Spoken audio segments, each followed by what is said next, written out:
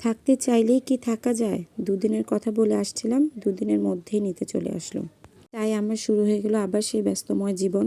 School ছুটির পর আজকেই বাসায় আমার প্রথম। কারণ বন্ধ পেয়ে আমি বেড়াতে চলে গিয়েছিলাম। তো ঘুম থেকে উঠেই আগে আমি আমার স্কিন কেয়ার করে নিচ্ছি, মানে সানস্ক্রিন লাগাচ্ছিলাম। আসলে কিছুদিন আগে কিছু প্রোডাক্ট ইউজ করে আমার স্কিনে একটু সমস্যা হয়েছিল।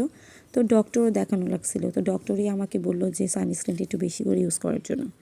তো স্কিন কেয়ারের পরে আমি আগে বিছানা দিয়ে ঘরটা পরিষ্কার শুরু করলাম। কিছুদিন যাবত একটু ব্যস্ত থাকায় আর ওই বাসায় চলে যাওয়ায় তেমনভাবে ঘরটা ভালো করে পরিষ্কার করা হয়নি। আর এতগুলো কম্বল, আমাদের এখানে রাতে এখনও খুব ঠান্ডা পড়ে, তো একটু ভালোভাবেই পরিষ্কার করছিলাম। আসলে যখন আমি চাকরি করতাম না তখন শুধু ঘরেই পরিষ্কার করতাম বেশি, কিন্তু এখন চাকরি করার জন্য আগের মতো আর এত পরিষ্কার রাখতে পারি না, সত্যি কথা বলতে। যাই হোক, তারপরে রাইসাকে একটু রেডি করে নিলাম, ওকে পড়াতে বসাবো, কারণ স্কুল খোলার পরে হয়তো আর বেশি দিন থাকবে না, পরীক্ষা শুরু হয়ে যাবে। তো ওকেও পড়াচ্ছিলাম, আমিও আমার কাপড়গুলো গুছিয়ে নিচ্ছিলাম। রাইসা কিন্তু এমনিতে পড়তে চায় না, কিন্তু খুব ভুলায় ভালায় পড়াইতে হয় আর কি। তো রাইসাকে একটু দেখাও দিচ্ছিলাম, আমি আমার কাজগুলো সেরে নিচ্ছিলাম। এটা রাইসার ঘর, আসলে এই ঘরে কেউ থাকে না, তারপর একটু ঝেড়ে ঝেড়ে পরিষ্কার রাখি আর কি। আজকে আবার বাহিরে মোটামুটি ভালোই রোদ্র উঠেছিল।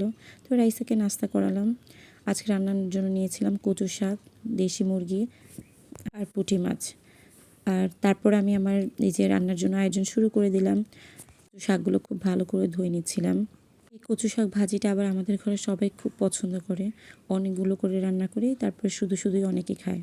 তো আমাদের যাদের সিলিন্ডার আর তাড়াতাড়ি রান্না করতে হবে, প্রেশার কুকারই তাদের সবচেয়ে পছন্দের জিনিস। তো প্রেশার কুকারে আমি একটার পর একটা সিদ্ধ দিচ্ছিলাম। তো এসে দেখি রাইসা চলে গেছে হুজুরের কাছে পড়তে। তো আবার আমি এই জায়গাটা গুছিয়ে নিচ্ছি। আসলে ঘর পরিষ্কার করে রান্না করতে গেলে এসে দেখি আবার রাইসা আগের মতো করেই রাখে, আমাকে আবার পরিষ্কার করতে হয়, আবার গোছাতে হয় আর কি। তো তারপর মুরগি কাটায় বসে পড়লাম। মুরগিটা অনেক শক্ত ছিল, মোটামুটি ডিমওয়ালা মুরগি ছিল, হয়তো বা এর জন্য এত শক্ত ছিল। স্কুল ছুটি হলেও যেহেতু আমি প্রাইভেটটা ছুটি দিইনি, তো আমি একটু তাড়াহুড়াই করছিলাম যাতে 2টার মধ্যেই সব কিছু শেষ করতে পারি। তারপর বসাই দিলাম প্রেশার কুকারে মুরগির মাংসটা। মুরগির মাংসটা মোটামুটি ভালো শক্ত ছিল, আমাকে অনেক সময় রান্না করতে হয়েছিল। তারপর আমি একটু পুঁটি মাছও ভুনা করে নিচ্ছিলাম, কারণ সেহরিতে 2-1 পদ থাকলে খেতে একটু ভালো লাগে আর কি, অল্প অল্প করে। এই মাছগুলো আবার আমাদের দেশের, মোটামুটি ভালোই লাগে। মা বাবা গিয়েছিল যখন, তখন নিয়ে আসছিল।